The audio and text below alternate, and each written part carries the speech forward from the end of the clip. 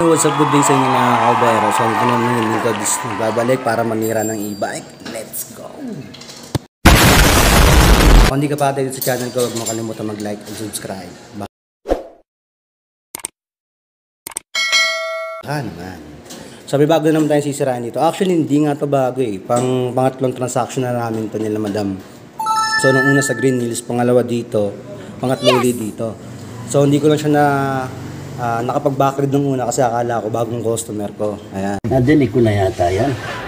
So more sa atin si madam nung unang sira na ito is nung gulong. Pangalawa sa brake, no? Yung mga brake cable niya, ayan. Tapos ang pangatlo, which is dito na, mag-upgrade tayo ng battery, gagawa natin 4820. Kasi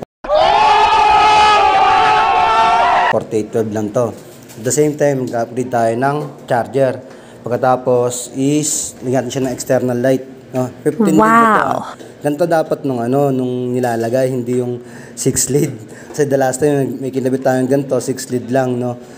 Mga bobo! So, ganito po yung tsura ng 6 lead. Pakita ko sa inyo. Ano po ito, 15 lead na wide. Meron kasing 15 lead na tutok lang, hindi siya wide. So ito yung lalagay natin, no. Mura lang to, guys. Ayun na. 15 lead, malakas na to. No, kahit di mo na pailawin yung headlight mo, matik yan, malakas na yan, no. So ayan, binabaklas na ng Mr. De La Puente yung tag na ito. Yung battery case. Sorry. Medyo nahihirapan siya kasi pinutik na yan. Alam niyo na kung paano gagawin dito. Tsaka alam niyo na pala kung paano mag-upgrade niyan. Parang lumabo yung camera ko. Ayan. Alam niyo na paano mag-upgrade niyan, di ba? Gusto mo saksakin ko ngalang mo, ha? So, tatanggalin niyo lang nung sa ilalim, yung plate, para may ilagay niyo na yung 4820. No? Turo ko na sa inyo yan, no? So, ayan sila sa... Si ma'am nasa loob, Let's go. A few moments later. So what's up, good day sa inyo mga kabero. So yun na nga, isasira na namin ng e-bike nila ma'am. Ayan, na-install na rin namin ng 15 lead. Sayang hindi ko na ipakita kasi si ma'am pumasok na sa loob kailangan niya pa makatulog kasi may trabaho pa siya mamaya. Kaya mabilis na vlog lang itong ginagawa ko.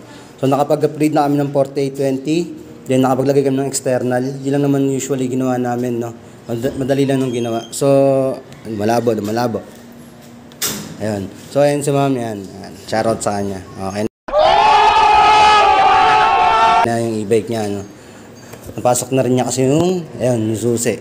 Pero malakas to, maganda tong gantong klaseng external. Wide kasi yan pag ganun. Okay. So yun lang, let's go and let's do this.